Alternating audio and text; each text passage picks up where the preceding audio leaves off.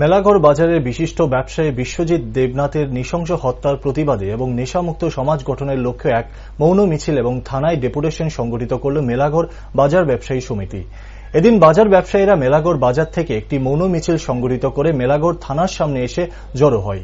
এরপর 5 দফা দাবিতে মেলাঘর থানায় ডেপুটেশন প্রদান করেন। ডেপুটেশনে উল্লেখিত বিষয়গুলির মধ্যে রয়েছে মেলাঘর বাজারের বিভিন্ন চৌমুনি বা দোকানগুলিতে নেশা সামগ্রী বিক্রি বন্ধ করা, নেশা কারবারিদের চিহ্নিত করে দৃষ্টান্তমূলক শাস্তির ব্যবস্থা করা, বাজার এলাকাতে পর্যাপ্ত পরিমাণ নিরাপত্তার ব্যবস্থা করা সহ প্রমুখ। উল্লেখ্য যে গত রবিবার প্রকাশ্যে দিবালোকে নিজ দোকানে খুন হন মেলাঘর বাজারের এক ব্যবসায়ী বিশ্বজিৎ দেবনাথ। তাই এই ধরনের ঘটনা যেন পুনরাবৃত্তি না হয় সেই বিষয়টিকেও মহকুমা পুলিশ আধিকারিক শশী মোহন দেববর্মার নিকট তুলে ধরেন মেলাঘর বাজার ব্যবসায়ী সমিতির সদস্যরা।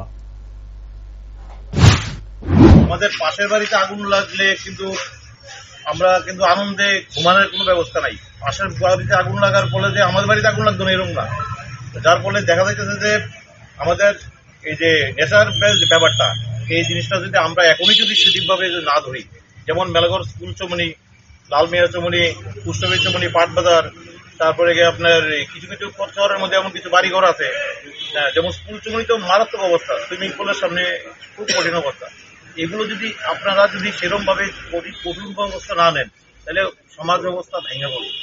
আমাদের সরকার খুব ভালোভাবে চাইতেছে যে নাকি নেশা মুক্ত ত্রিপুরা করার, কিন্তু যদি আপনারা আপনাদের সেরকম সাহায্য সহযোগিতা আমরা না পাই,